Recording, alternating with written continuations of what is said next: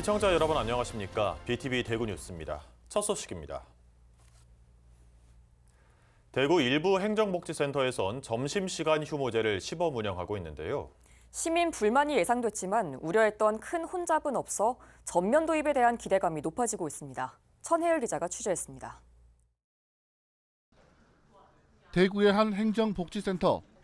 낮 12시가 되자 직원들이 점심시간 휴무를 알리는 안내문을 세웁니다. 내부가 보이지 않도록 블라인드를 내리고 난 뒤 점심 식사를 하러 나갑니다. 이들이 비운 자리는 행정 분야, 복지 분야 등 3명의 직원이 대신합니다. 점심시간 당번을 정해 센터를 찾는 민원인을 맞이하고 있습니다. 점심시간을 이용해서 등본 하나 떼러 왔는데 점심시간이 휴무제라고 한다 하길래 보니까 별로 지장이 없는 것 같습니다. 이곡이동 행정복지센터는 지난해 12월부터 점심시간 휴무제를 시범 도입해 운영해오고 있습니다. 점심시간을 이용해 민원 업무를 볼 수 있는 시민들의 불만이 예상되기도 했지만 우려와 달리 큰 혼잡은 없었습니다. 오히려 직원들이 점심시간 휴무제를 크게 반기고 있어 행정 서비스의 질적 향상이 기대되고 있습니다. 저희가 1시간 충전하는 시간을 가지고 좀 활기차게 다음에 응대할 수 있다 보니까 민원인들한테도 좀 더 나은 서비스를 제공할 수 있어서 그런 부분들이 좀 더 좋아지지 않았나 생각하고 있습니다. 달서구에서만 두류 1, 2동과 본동이 오는 24일부터 점심시간 휴무제를 시범 도입합니다. 교대 근무라는 비효율적인 운영으로 행정 공백에 대한 우려가 커지면서 점심시간 휴무제 도입이 점점 확산되고 있습니다.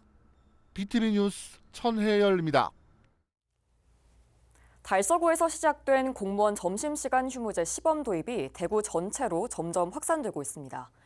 전면 시행이 될 수 있을지가 관건인데요. 대구구청장 군수협의회가 다음 달 회의에서 논의할 예정인데 대구시는 여전히 도입에 부정적입니다. 김민재 기자가 이어서 보도합니다. 대구 중구 삼덕동 행정복지센터입니다. 이곳은 지난해 말부터 공무원 점심시간 휴무제를 시범 도입해 운영하고 있습니다. 다만 점심시간에 오는 주민을 위해 직원 2명 정도는 자리를 지키는 방식으로 운영합니다. 다음 달에는 동인동 등 중구 지역 5개 행정복지센터로 추가 확대됩니다. 중구뿐만 아니라 수성구와 남구, 달성군에서도 일부 행정복지센터는 이미 도입을 했거나 이달 또는 다음 달 중에 도입할 예정입니다. 공무원 점심시간 휴무제 시범 도입이 점점 확대되고 있는 겁니다. 중구는 조례를 제정하기 위해 지난달 입법 예고까지 했습니다. 지금 5 공공기관하고 우체국 은행에서 이제 점심시간에 이제 휴무를 하기 때문에 따라서 우리 다수 주민들의 시민들이 자연스럽게 이제 점심시간에는 운영 안 한다, 공공기관도 그렇게 인식이 되어 있어가지고 이제 점심시간 때는 실질적으로 이제 이용하는 주민들이 급격하게 줄었습니다. 줄게 됨에 따라서 이제 1시부터 2시 사이에 이제 주민들이 많이 이제 이용을 위해서 몰리다 보니까 대기시간이 훨씬 길어지고 이런 문제점이 있어가지고 이제 주민 불편 해소 차원에서라도 대구구청장 군수협의회는 다음 달 열리는 회의에서 이 안건을 논의할 예정입니다. 지난 2023년 협의회가 휴무제 도입을 보류했다가 2년 만에 다시 추진하는 겁니다. 휴무제는 이제 8개국, 그 9개국은 구청장 군수협의회에서 한번 다루려고 합니다. 그러면 이제 추세가 앞으로는 그래 가야 될 겁니다. 점심시간 끝나고 민원이 확 몰리면은 그거는 또 더 점심시간은 별로 없는데 밀리면은 또 많이 기다려야 되고 뭐 하는 이런 그런 복잡한 게 있어요. 일단 이야기를 해봐야 되는데 장단점이 다 있는데 내가 볼 땐 장점이 많은 것 같아요. 하지만 각 기초자치단체와는 달리 대구시는 민원인들의 불편을 이유로 여전히 제도 도입에 부정적입니다. 한편 공무원 점심시간 휴무제는 전국 80여 개 지자체에서 시행하고 있습니다. BTV 뉴스 김민재입니다. 탄핵 정국으로 새해 분위기가 어수선합니다. 이런 때일수록 정치권과 행정당국이 민생을 잘 돌봐야 하는데 남구에서는 조재구 구청장이 13개 동 주민들을 직접 찾아가 새해 민심을 청취하고 주민과 소통하는 연두 방문에 나섰습니다. 우성문 기자입니다. 전국 혼란으로 어수선한 새해 분위기가 이어지고 있습니다. 이에 남구에선 설 연휴가 끝나자 곧바로 구청장이 직접 13개 동을 방문해 주민들과 현장 소통에 나섰습니다. 풀뿌리 민주주의의 최일선인 이 각 동에 행정복지센터를 찾아서 주민들의 목소리를 경청하고 소통하는 시간을 준비를 했습니다. 지속적인 이 경기 침체와 또 혼란스러운 국가 상황으로 볼 때 이 불안감은 더욱 커지고 있는데 이럴 때일수록 전국 지방자치단체의 역할이 무엇보다 가장 중요한 시기라고 저는 생각을 하고 있습니다. 남구의 올해 사업 계획과 주요 정책을 공유하면서 민생 현장의 목소리도 들었습니다. 성당시장의 주위에 가면 그냥 골목시장으로 생긴 데가 있는데 주차난이 너무너무 심각하거든요. 지금 주차하면 가지고는 성당시장 전에 해결이 안 되거든요. 주민들의 수건 사업인 소공원 설치를 당국기 하나 부탁드리도록 하겠습니다. 국회의원님하고 시의원님하고 우리 의논해가지고 또 하여튼 예산 확보해가 만들어 보겠습니다. 주민들은 혼란스러운 전국에 대한 불안감을 호소하기도 했습니다. 대통령의 탄핵 사건과 여러모로 우리 국민들이 사실 우울증에 빠져 있습니다. 민생 소통 현장에는 김기웅 국회의원실 김태동 사무국장, 손민선 남구의회 의장, 윤영애 대구시의회 기획행정위원장도 참석해 법 제도 개선이나 예산 문제에 대해 구청과 긴밀히 협력키로 했습니다. BTV 뉴스 우성문입니다. 서울 광화문 광장이 새로운 모습으로 탈바꿈합니다. 서울시는 당초 논란이 됐던 100m 높이의 태극기 개양대 설계 대신 새로운 조성 계획을 발표했는데요. 6.25 전쟁 참전곡을 상징하는 22개의 돌기둥을 세운 감사의 정원이 조성됩니다. 자세한 소식을 김진중 기자가 전하겠습니다. 6.25 전쟁 74주년을 맞은 지난해 국가상징공간 조성 계획을 밝혔던 오세훈 서울시장. 광화문 광장에 100m 높이 대형 태극기를 게시하겠다는 서울시 계획이 시대착오적이고 국가주의적이라는 지적이 일자 오 시장은 모든 가능성을 열고 시민 의견을 듣겠다며 직접 설명에 나선 바 있습니다. 이제 아이디어를 전 국민으로부터 받는 절차를 지금부터 진행하겠습니다. 그러니까 꼭 태극기를 소재로 쓰지 않아도 좋다는 말씀이죠. 태극기를 포함해서 아까 말씀드린 5가지, 또 5가지 이외의 다른 상징물도 좋습니다. 모든 가능성을 다 열어놓고 한번 국민 여러분들의 의견을 듣고 싶습니다. 서울시가 세종로공원 상징 조형물 설계 공모 시상식을 열고 감사의 정원 조성 계획을 발표했습니다. 오 시장은 지난해 일었던 비판 여론을 감안해 시민과 전문가의 다양한 의견을 담고자 했다며 조성 방향과 의미를 직접 설명했습니다. 오늘날이 대한민국, 번영된 대한민국이 있게 해준 22개국에 대한 그 희생에 대한 감사, 의미를 담고 그 희생 덕분에 지켜질 수 있었던 대한민국의 자유민주주의가 전 세계 모든 나라에게 줄 수 있는 번영의 인사이트를 이 공간에서 담아서 감사의 마음을 극대화하겠다. 광장 지상부에는 6.25 전쟁 당시 한국을 도운 22개국을 상징하는 조형물 감사의 빛 22가 설치됩니다. 참전국에서 가져온 석재로 5에서 7m 높이 돌기둥을 세우고 각국 언어로 글귀를 새겨 전사자 희생을 기릴 예정입니다.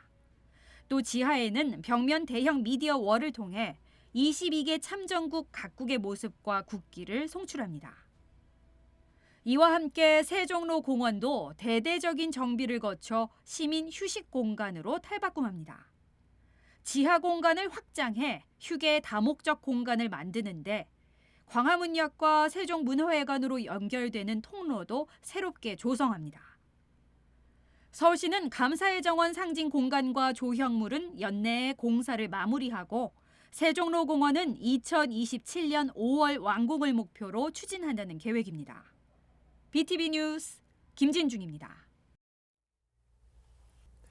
이중주차나 사고 등에 대비해 차량 앞유리에 전화번호 남겨놓은 경우가 많은데요.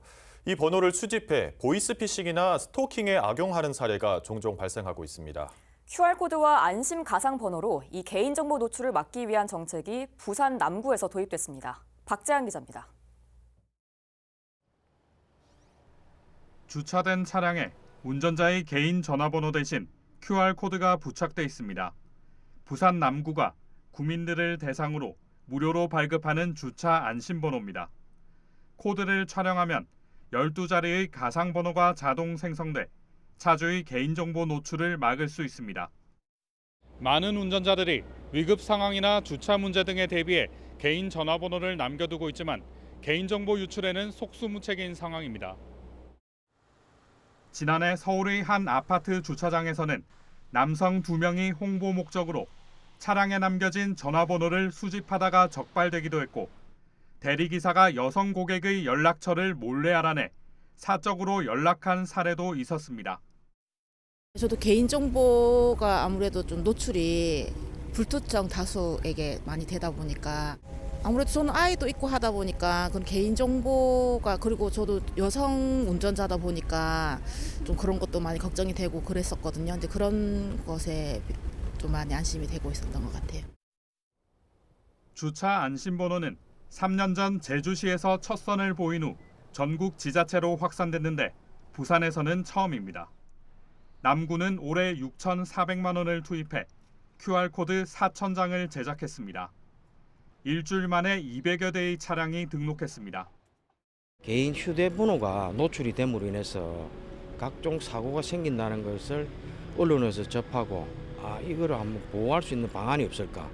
연중 수시로 접수를 받고 있으니까 해당 동사무소 가시거나 교통관리과 오셔서 신청해 주시면 지금은 바로 배부가 될 수 있습니다. 남구는 QR코드가 모두 소진되면 추가 제작을 검토하기로 했습니다. BTV 뉴스 박찬입니다. 국민들이 낸 세금을 부당하게 사용한 지방의회에 대한 조사 결과가 나왔습니다. 28곳을 조사했는데 단 한 곳을 빼고 무려 27개 지역에서 문제가 발견됐습니다. 권예솔 기자의 보도입니다. 지난해 5월 부산 서구의회가 6박 8일 일정으로 미국과 캐나다를 다녀왔습니다. 일정에는 나이아가라 폭포 관람 등 유명 관광지 일정이 대거 포함돼 논란이 됐습니다. 비슷한 시기에 경기도의회가 유럽으로 떠난 연수 일정도 문제가 됐습니다. 여행 코스로 잘 알려진 관광지로 채워져 있었기 때문입니다. 모두 시민들의 세금으로 떠난 해외 일정입니다. 지방의회에서 반복적으로 발생하는 부적절한 예산 집행을 바로잡고자 국민권익위가 조사에 나섰습니다. 민선 8기 출범 시기를 기점으로 약 1년 6개월을 조사한 결과 28개 의회 중 27곳에서 위반 사례가 발견됐습니다.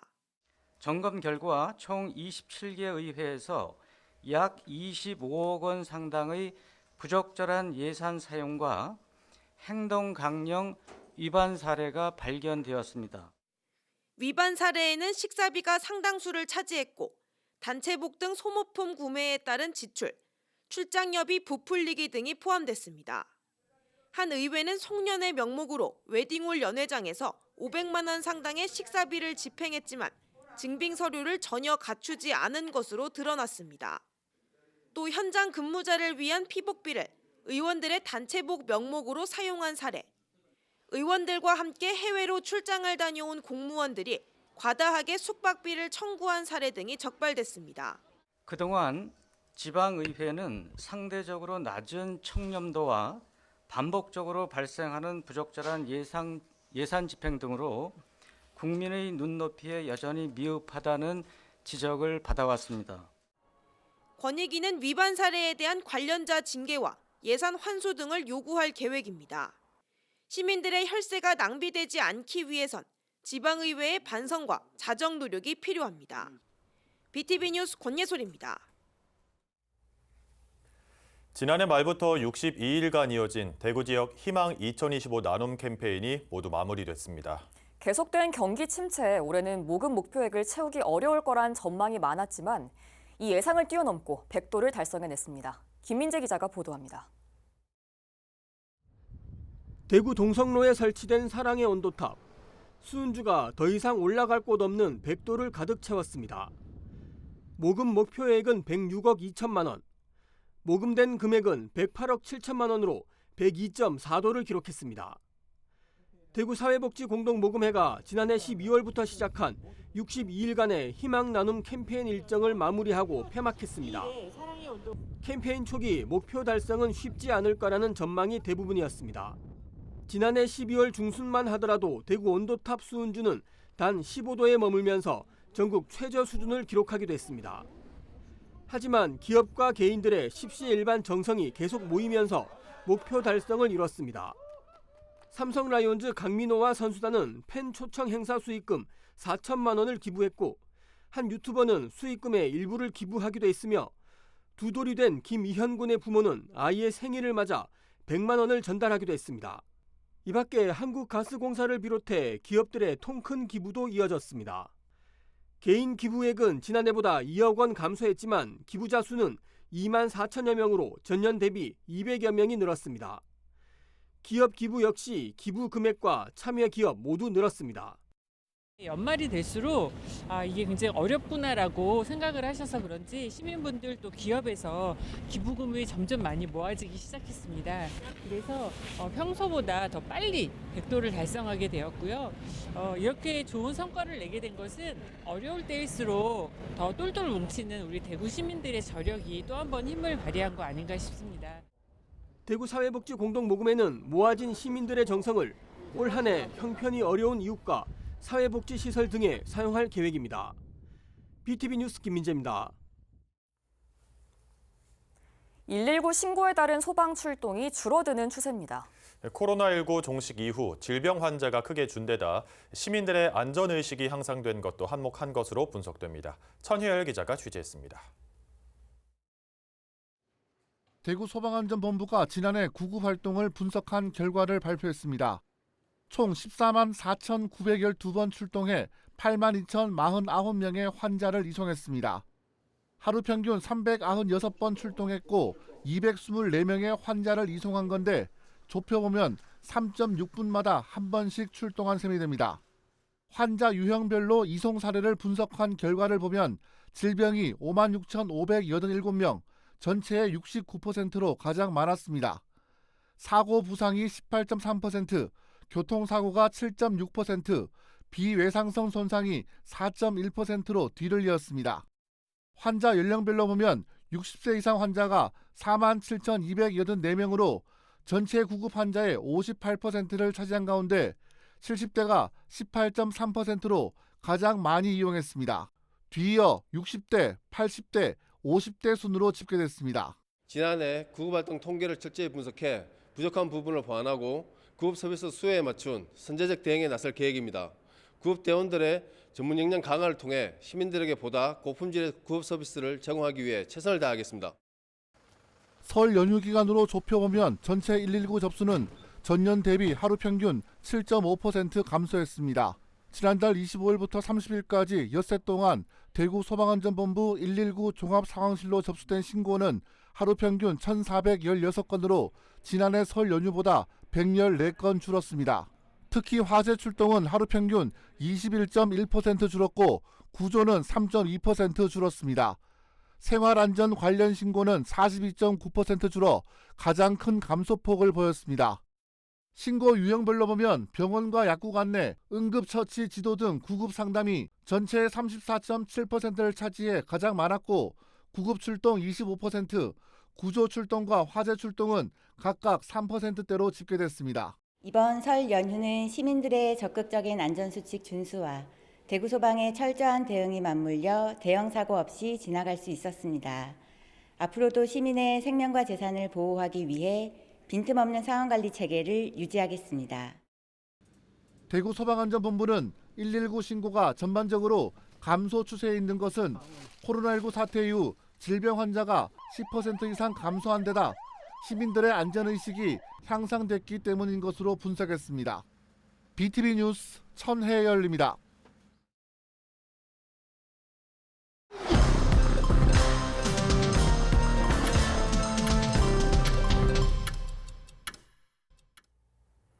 대구 서구의 5번째 노인복지관이 건립됩니다. 서구는 총 사업비 139억 원을 들여 비산동에 제5노인복지관을 건립하기 위한 공사를 시작했다고 밝혔습니다. 1층에는 정보화 교육장과 북카페가 조성되고 2, 3층에는 강의실, 4층에는 다목적 강당과 체력 증진실 등이 마련될 예정입니다. 제5 노인복지관이 건립되면 서구는 대구에서 가장 많은 노인복지관을 보유한 곳이 되며 완공은 내년 2월입니다. 달서구가 주거 취약계층에게 이사 비용을 지원합니다. 지원 대상은 고시원과 여인숙 등 비주택에서 공공임대주택으로 이주하는 가구와 주택도시보증공사 무이자 보증금 대출 심사를 통과해 민간주택으로 이주하는 가구입니다. 달서구는 이들에게 최대 40만 원의 이사 비용을 지원합니다. 신청은 주거지 이전 후 3개월 이내에 전입주소지 동행정복지센터로 하면 됩니다. 달서구가 취약계층 부모를 대상으로 맞춤형 양육법을 제공하는 달서 자녀병법 사업을 본격 추진합니다. 이에 따라 달서구 23개 동 행정복지센터와 각 복지관을 통해 추천받은 가정을 대상으로 총 3차례 양육 코칭 상담이 진행됩니다. 양육 코칭 상담은 부모가 자녀의 기질과 성향을 이해하고 이에 맞는 효과적인 양육 방법과 소통 방법을 가르쳐주는 방식으로 진행될 계획입니다. 중구청은 지역사회 발전 및 사회봉사, 문화예술 등 6개 부문에서 중구 구민상 대상자를 공모합니다. 공모는 다음 달 24일까지 진행되며 후보자는 기관이나 단체장의 추천을 받아 제출해야 합니다. 대구지방보훈청은 2월에 우리 지역 현충시설로 대구 교남IMCA-의회관을 선정했다고 발표했습니다. 교남IMCA-의회관은 독립만세 운동시기 지도자들이 회합하던 곳으로 물산장려 운동 등 다양한 민족운동의 중요한 거점으로 사용된 역사적 장소입니다. 달성군에서는 연말까지 유용미생물 EM 발효액을 주민들에게 무료로 제공합니다. 이 발효액은 매주 화요일마다 오면 행정복지센터에서 받을 수 있으며 발효액을 받기 위해서는 빈 용기를 반드시 지참해야 합니다. 이를 통해 주민들은 유용미생물을 활용한 다양한 혜택을 누릴 수 있을 것으로 기대됩니다. 대구소방안전본부는 재난 현장에서 소방대원의 회복을 돕기 위해 119 회복지원차를 도입해 운영합니다. 이 차량은 조리시설과 휴식시설을 포함해 위생 및 장비 관리를 지원합니다. 이상 간추린 소식입니다. 한낮에도 영하권을 밑도는 한파가 이어지고 있습니다. 대구에도 한파특보가 내려졌는데요. 이렇게 추운 날일수록 어려운 이웃을 더 생각하게 됩니다. 연말 연초를 채운 기부 행렬만큼 추운 겨울을 나는 이웃에 대한 관심이 이어지길 바라봅니다. 이상으로 뉴스를 마칩니다. 저희는 시청자에게 힘이 되는 소식으로 다시 찾아뵙겠습니다.